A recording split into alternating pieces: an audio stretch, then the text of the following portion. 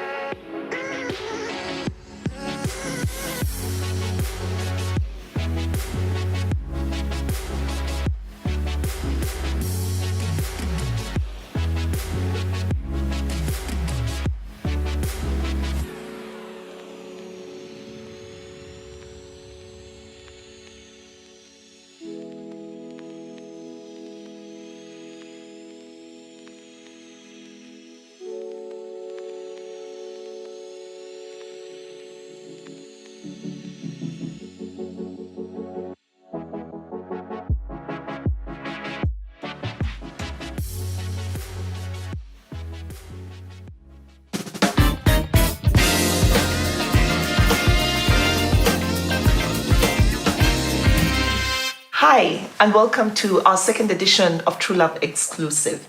And today we're talking to the fabulous, the beautiful Katherine Kariuki. You know her as the fashionable stepmom. Apart from being a mom, she's also an image consultant. Katherine, karibu. Asante. We're so happy to have you with us. Yeah, I'm happy to be here. Yeah, and I was telling you, you represent every mother. Because you have your own child, you represent the biological mother, yes. You've adopted 2 children, and then you also are raising 3 children. Yeah, my 3 stepkids. Yeah. Your 3 stepkids from your relationship with your husband. So I feel that every woman who's a mother can relate to you. So first and foremost, with everything that's going on, homeschooling, how are you coping in these times of Corona? It was difficult in the beginning. You can imagine anxiety from the kids, not knowing what's going to happen, having to ensure all the kids get home from wherever they were in the world. I myself getting home from Cuba. Wow. Yeah. You were in Cuba? I was in Cuba. When just before we were... Yeah, before lockdown. So I came back a day or 2 before lockdown. Yeah, so it was... There's a lot of anxiety. We didn't know how it was going to go. But now I think we have a rhythm or a routine. Okay, sometimes I think I have it. Some days I think I don't have it. Yes. So, every day you wake up and you try. Give it a try. Settling down with online learning. It's a bit intense because you can imagine how many children I have. I'm not very good technology, but I've had to learn. Yeah, I think it's a challenge with every parent right now. Yeah. Feeling like you have to go back to school, you have to refresh, and looking a bit stupid in front of your children because you quite don't know what they're learning, and you have to teach yourself before you can teach them. That's what I do. So what I do is that's why I keep telling people I sleep at 1 a.m. because I have to look at the work and then prepare before the day. Wow. So that now we can start. Otherwise, we waste a lot of time doing it. Yes. Yeah. And you got married. You were taking on your partner's 4 children. 4 children. Yes. Did it give you any pause to think, why do I want to get into a relationship with a person who has children, as opposed to someone else who, we can create a family of our own together? Funny enough, I never thought about it that way. I think I started having anxiety when I was in it, and it was a bit too late because I was already in. I was 22, I was young, I was positive. And I thought, how hard would it be? The kids were small. I think the oldest, Michelle, was 10. And the kids were small. I thought, what? I like these kids. They love me back. In my own naive mind, although my mom was very, very against it, but at that time I'd already made up my mind. This is what I want to do. I think the anxiety and this doubt started when I was with the kids and they are living with us. And I was like, what? I'm going to make this work. I'm going to swim. I'm going to go in and swim. Exactly. These are already children who've gone through loss. Yes. Divorce is a loss. And so talk to me about you're dating this man. He tells you I have 4 children. The first meeting with the children. So, what does that look like? So they figure it out by themselves. So he had the conversation and he had the conversation with them and he told them at home because we were not living together that time. And then invited them to my house. We had lunch and everything. But I'll be very honest, he did most of the talking. Okay. Because it's not in my place to speak at that particular time. Did you feel pressure like, I want these children to love me? Do you falling over yourself? First of all, I have to look good. I have to make sure I've cooked a great meal. What was that like? The children have come and the children are interviewing the stepmom. Yes. Possibly. Yeah, it is an interview. Yeah. They've already prepared themselves. Everyone has their questions and they're shooting their shots. Are you serious? Yes. Wow. So don't forget their age difference is 1 year. So there's 10, 9, 8, 7. So that's why I call them the gang. Yes, so the gang has come. Yes. And so I remember there's this book called Tupike. Yeah. That book saved me. Yes. So I was there trying everything. You're being nice. You can jump on my bed. You can do whatever. Yes. They had a free hand for a while. Then after 1 year, a year and a half, I was like, no. Enough. Yes. The true me had to come out. Yes. Yeah. And, when you talk about the true me coming out, but then there's also the issue of how do you discipline them, especially when you don't want to look like the evil stepmother. Yes. So it goes in stages. So first we have the divorce, them going through, then the transition, getting to know me. During transition period, I can't discipline them. It's the father to discipline. It's not in my place. So it took me years to build that relationship. Let's say 3 years. And then now, the discipline now became me. Now I'm the one who does the disciplining. But you see, it took them to know that I come from a good place that I love them, that I'm doing this for their benefit. And the father also supported me. I took a manila paper, wrote all the house rules and the consequences we discussed. So if you've done this, these are the consequences. And I'm not going to be the one who's going to make you do the consequences. You'll have a talk with your dad. Mine is just to report. And I'll only report when it has escalated. Because if I keep reporting every time, then they will see that I'm trying to put them into trouble. Yes. So even you as a woman, not every little thing will you go run. No. You also have to understand, put yourself in that child's shoe and think, if I woke up one morning and I'm being told to call this other woman mom, how would you feel? Yeah. You'll definitely have rejection. You have loyalty issues. Where do your loyalty lie with my mom? So be patient with the children. I can see that. And, when I think about stepmoms and just the fact that a lot of people who've been raised in families with stepmoms only have bad stories to say. I love, when I watch the videos, with you and them, they call you mom. Yeah. Was that something that you insisted on from the beginning, or how did you earn the title mom? Because I think in your case, you had to earn it. I earned it. Yeah. And we never forced them. You see, a man will come in and want to make you comfortable and force them. Yes. I told him that's the wrong way. So I told him, whatever name you find fit, Kathy, Auntie Kathy, it doesn't change anything. So in the beginning, there was Auntie Kathy. Some days they won't even acknowledge you. They're in your house, they walk down the stairs, there's no good morning. So how do you deal with that? You move along. Because there's You're like, nothing today we're personal. not talking. I had rules. Like I said, I had rules written down. Courtesy. We don't have to love one another. We don't have to like one another. But in this house, we are going to respect one another. These things trickle down. It's a people journey. are talking about it. They come home, their mood has been spoiled. So they'll just call me Auntie Kathy. Then I think, was it 5 years later? They just one day, Mom. It just happened. And it's fine. Yeah. You talked about the children being the gang, but I'm sure you also had to deliberately develop relationships with each child. Yes. How did you go about doing that so that it's not us and me and them, or us and them? How did you go about doing that? In the beginning, it feels like them and me, because Mike and his kids, them and me. And then when we get married, it feels me and him and then them. So I started with the girls. They were more easier. I started with the little girl, Katricia, who was the youngest of them all. It was easier for her to accept me. So I became friends with her.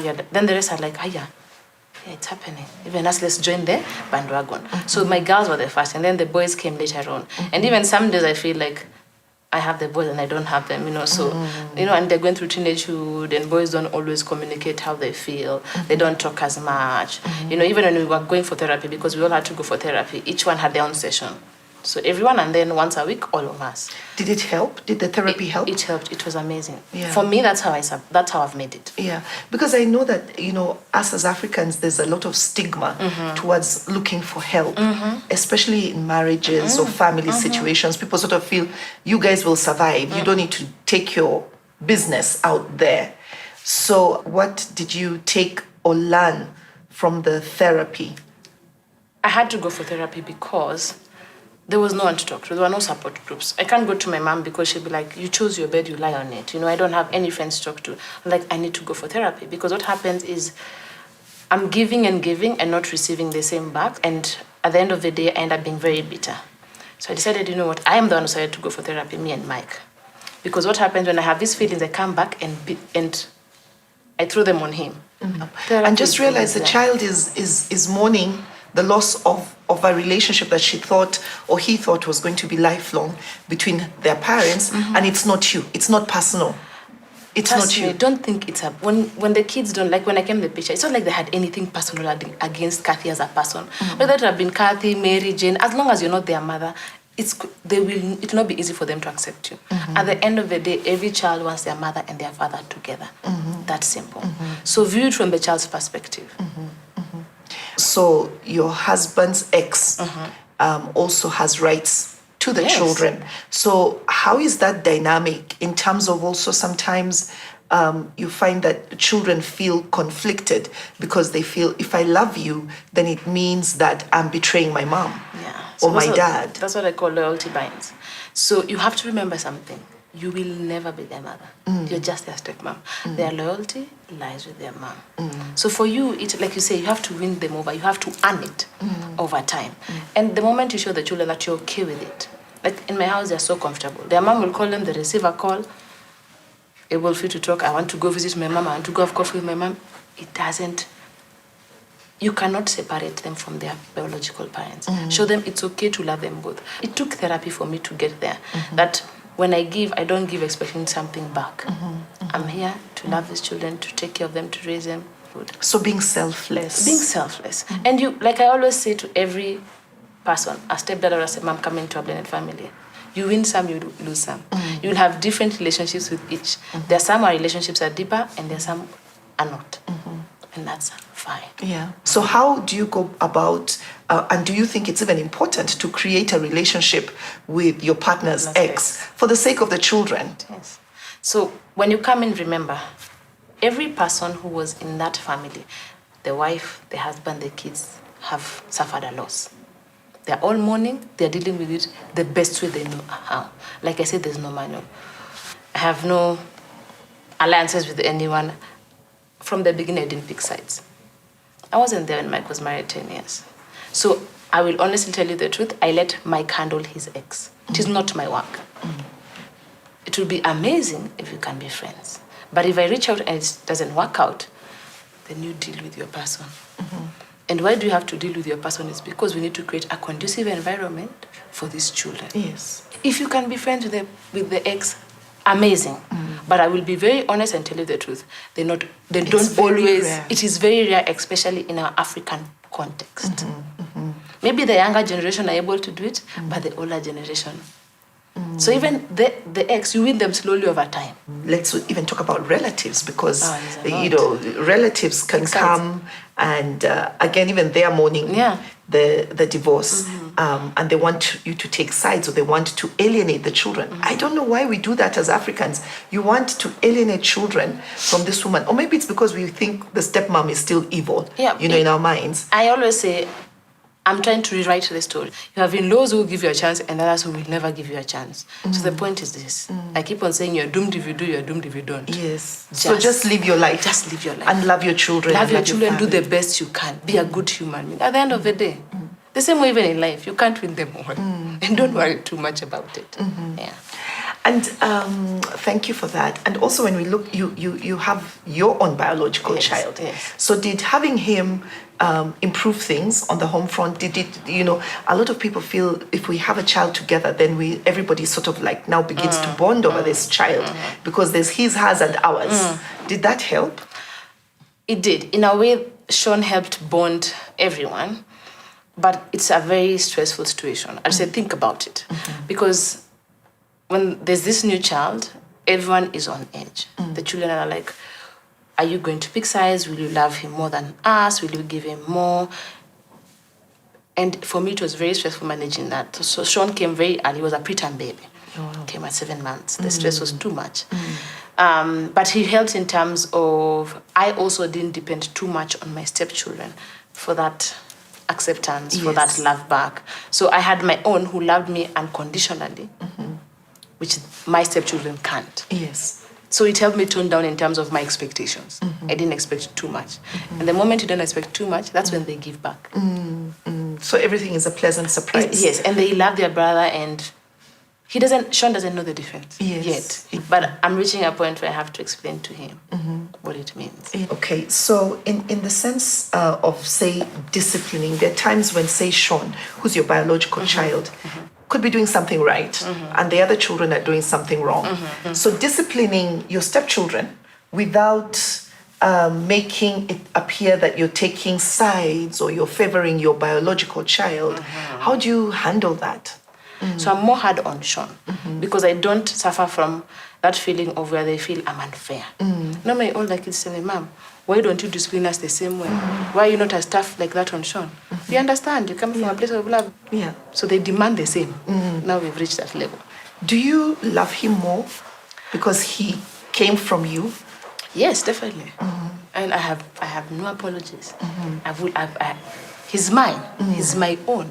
The same way that people will say, can they have the same things? Will he have more? It depends on the instances. Like right now, they have more in terms of they can go to their moms and have that, and this. Sean only has one. So sometimes automatically Sean will have more. But also sometimes they have more than Sean. Sean has only one home. They have two homes.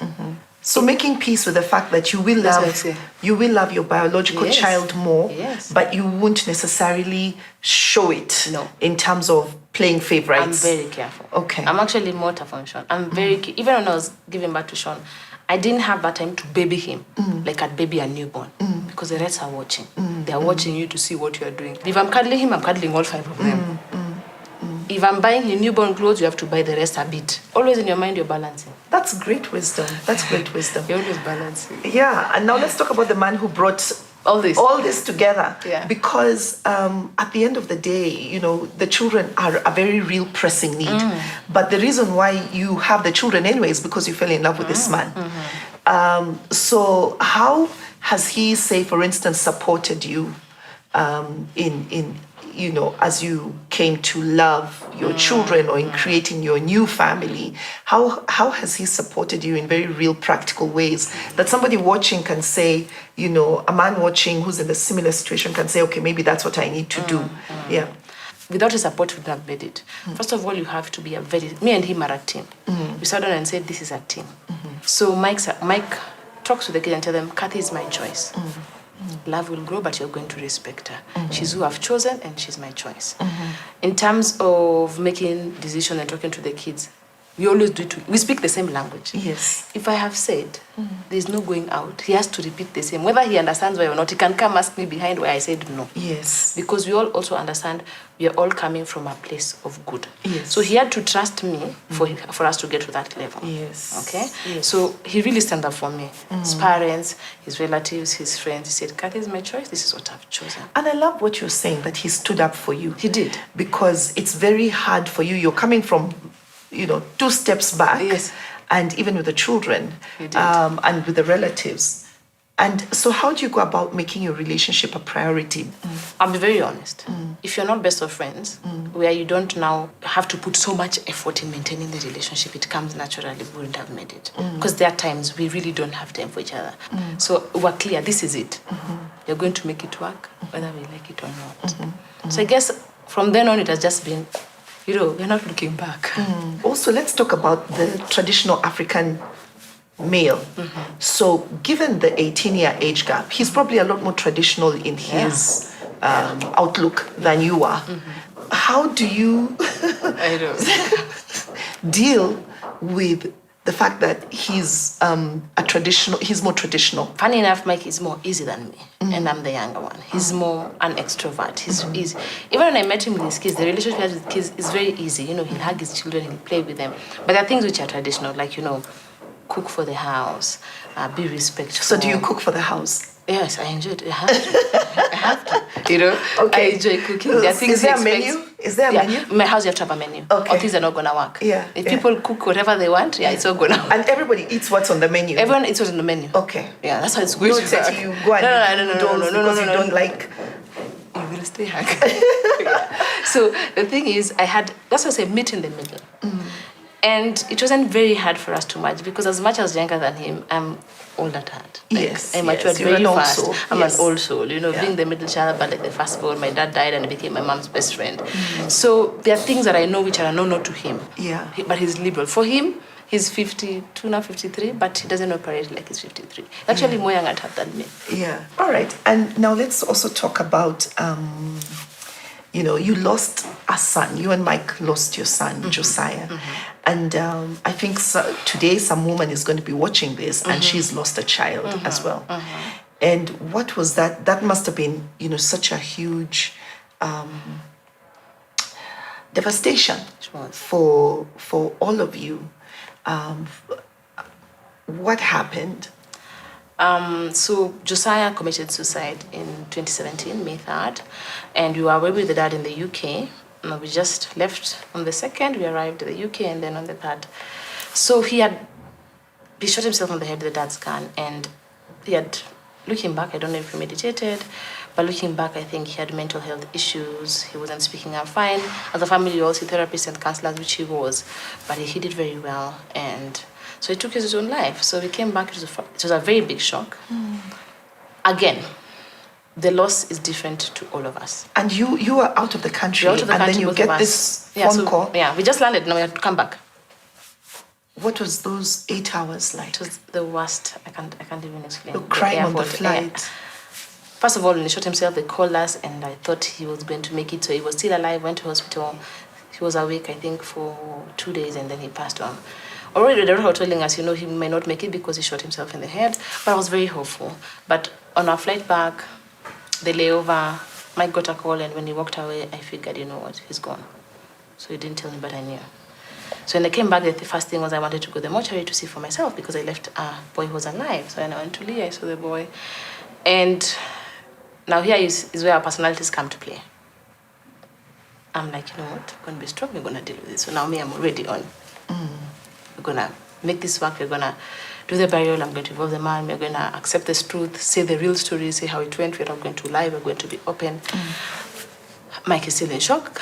The kids have lost a brother, he lost his son. Who found him? The brother, the younger brother, because they were getting ready to go to school because of them. Both of them had exams. Yeah. Joshua was doing his A11 and Josiah was doing his IB2 exams. So he'd already even paid a deposit for the university. He's picked University of Manchester. So yeah, you can imagine how it was such a shocking thing for us. And so we had to go through the process and to go through the motions. But there's one thing I told my kids and I told Mike. I sat them down and I told them, you know what? We're not going to lie down on the floor and stop living. The only way to honor his memory is to continue pushing and to continue living. I'm sure the moment he pulled the trigger, he regretted it, but it was too late. Did you have any inkling that he was struggling before that? I always say Josiah was the alpha male. He had everything organized. I left him with things he had to do. But he did them then. He did whatever we sent him to do, all the documents, whatever he had to do. So he was the most stable and reliable one of them all. And that's why I say mental health is a disease, and the people who suffer from it become very good actors. Yeah. Very good at covering it up. The people we least expect. Yeah. And the thing is, we are very open at home. We talk about everything. But then he still wasn't able to speak. Yeah. Maybe he had this high expectation on himself that he had to be a certain way. Yeah.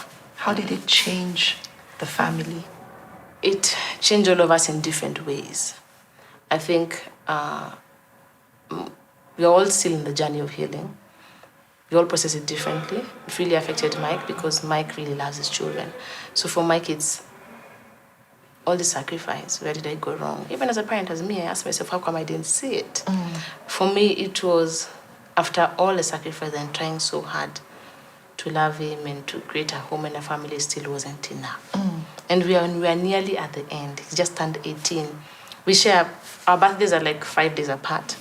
So he just turned 18, we had a party together. He wrote me an amazing card, said sorry for all the days they were mean and they loved me and appreciate.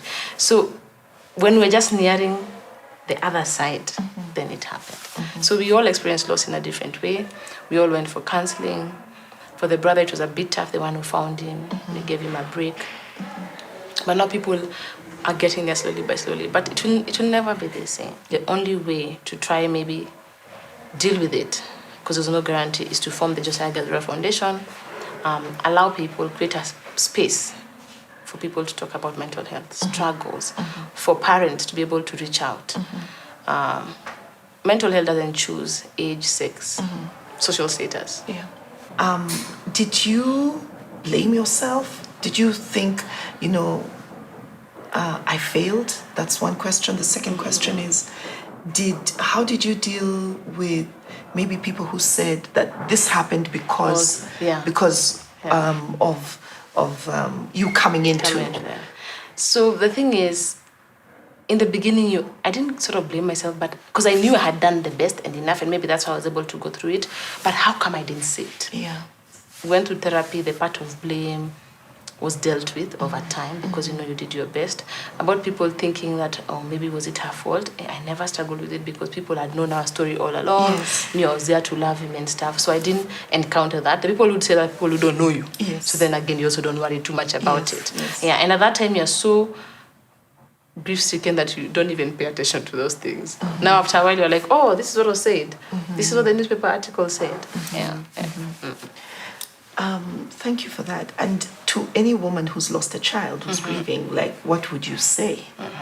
How do they deal with it? I'd say the biggest part is acceptance and owning it.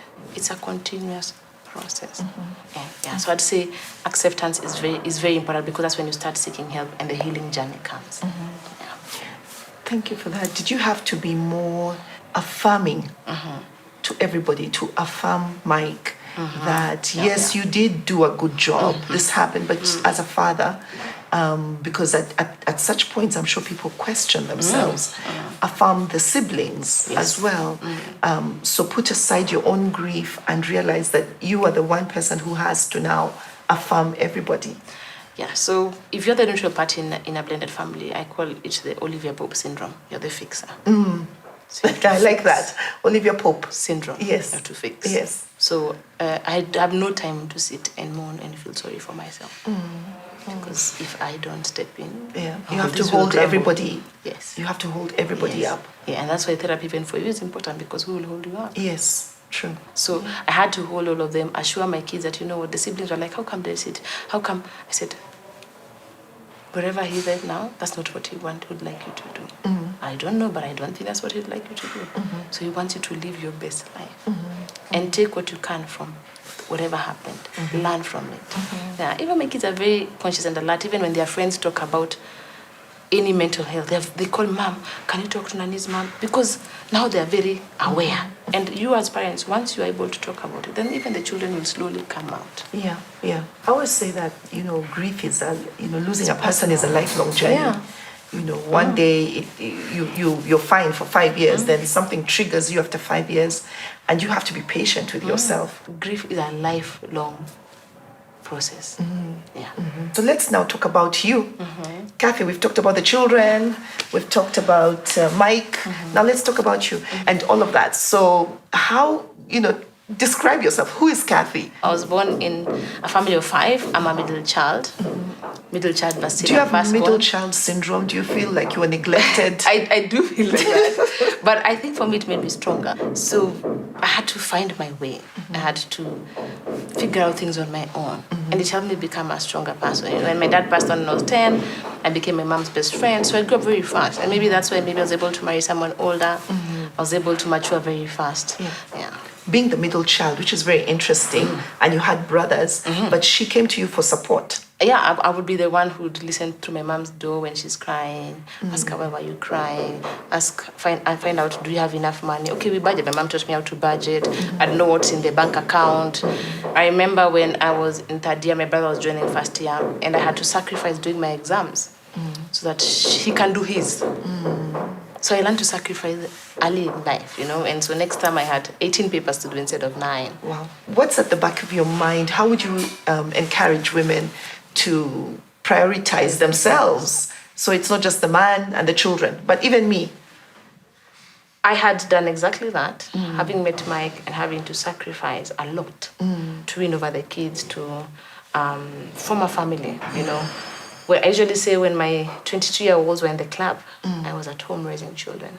I missed out a lot, but I also gained a lot. And I remember when I gave birth to Sean, and he was 1.5, and I looked at myself in the mirror, and I was 96 kilos. I said, it's got to change. I looked at myself, I didn't like how I looked. When Mike met me, I was 60 kilos, I was young. Then over time, you let yourself go, Najachilia, you put the kids first, and you realize I'm resentful. When I went to India, I told the doctor I want to see a bariatric surgeon. So when I did my mini gastric bypass, Mike was very shocked as I fixed my hernia. I came back, said... And you did this because you wanted to lose weight? I wanted to lose weight. Okay, so most people will go to the gym. I did. And do a diet. You did that I did that. I remember I did that with Sherry. We had a group at Jaffrey's. I keep telling people, the first time I went to Jaffrey's, I was 94 kilos. I'll never forget my therapist, Mary. Told me, Kathy, you have to come first. love yourself first. This savior syndrome, Jesus syndrome, no, you need to stop. And I started taking care of myself, exercising, eating well. Once in a while, I tell Mike and the kids, bye. I've gone, I've traveled. And if people watch my blogs and stuff, I wake up and I go. I sort out the house and everything, and I say, you know what? Liwe liwalo. And it's important. I mean, how important is it for a woman to actually take time out, to even travel by yourself? I travel on my own with my friends. The same for me to be a mom. I can be all these things. Yeah. And then that way I'm also happy with myself. Yes. Yeah. Live your life as I you live live it my together life. with your children. Exactly. And we are growing, we are learning. I make mistakes, they make mistakes, and it is okay. And I'm able to tell my children sorry when I have failed. Yeah. Okay. So thank you so much for that. Your final thoughts, what would you say to the new moms right now, or to any moms on their motherhood journey? At the end of the day, we all have different journeys. We're not all meant to be moms. We're not all meant to be wives. Own your journey and accept it. Comparison is a thief of joy. I'd say love yourself. You come first. You love me first, the rest of you can join the bandwagon when you're ready. But I come first. I love it. Thank you so much. It's been a pleasure speaking with you, Kathy. You know, you're a wellspring of wisdom. A wellspring of wisdom. Women need to hear more from you. Make sure to follow the Fashionable StepMum on Instagram if you're not yet doing that. Also, make sure to subscribe to our channel so that you don't miss another interview like this again.